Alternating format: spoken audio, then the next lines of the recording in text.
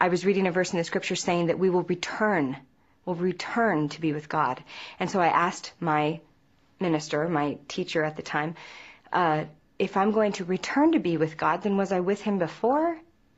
Where did I come from if I'm going to return to be with him? So asking the question of, where did I come from? Because the scriptures indicate that I came from somewhere where God was.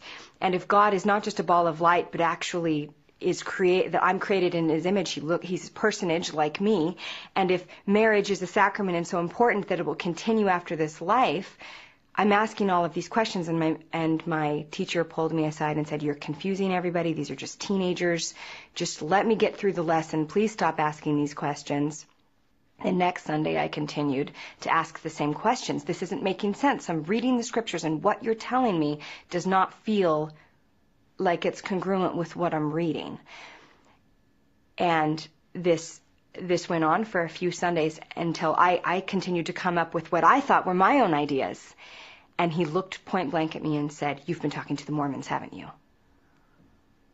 said, "Are you kidding? Do they believe? Is this what they believe? Do they believe these things?"